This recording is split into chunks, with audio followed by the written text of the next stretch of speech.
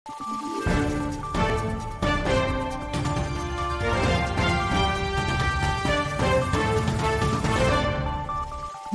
araw, Pilipinas! Ito ang Valiente News hatid sa inyo ng Office of the Vice President.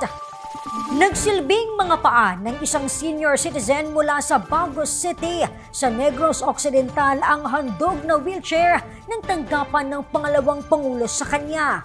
Ang kanyang kwento, tunghayan natin sa ulat na ito. Damo gid kay salamat sa wheelchair nga ginatagya. Maluwa-luwa ang 77 taong gulang na si Nanay Emma nang nagbigay ng mensahe para sa tanggapan ng pangalawang Pangulo sa pamumuno ni Inday Sara Duterte. Si Nanay Emma ay kabilang sa maraming Pilipino na hinandugan ng wheelchair sa ilalim ng Medical Assistance Program ng Office of the Vice President noong nakaraang taon. Kwento ni Nanay, di na siya makakita at makapaglakad matapos ma-diagnose na may sakit na diabetes at magka-stroke. Atong mga December, daw na grabe na gid ang iya pamatyagon.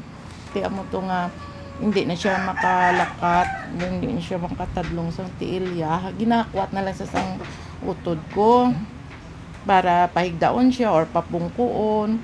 So amo to nga kabudlay kayo.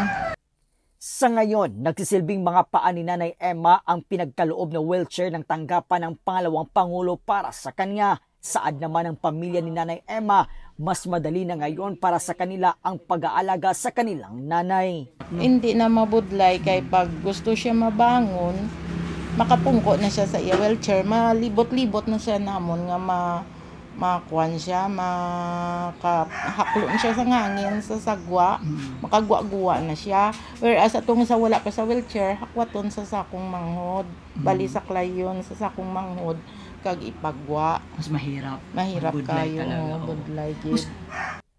Mula po dito sa Bagos City, Negros Occidental, ako po si Brian Latasa, ang lahat para sa Diyos, bayan at pamilyang Pilipino. Valiente News. Dalawa pang senior citizens mula sa Negros Occidental na alalayan ng OVP Panay and Negros Islands Satellite Office. Abangan ang kanilang kwento sa susunod na episode. Ako si Claudette Loreto para sa makabuluhan, naninindigan at matapang na mga ulat at impormasyon. Maraming salamat.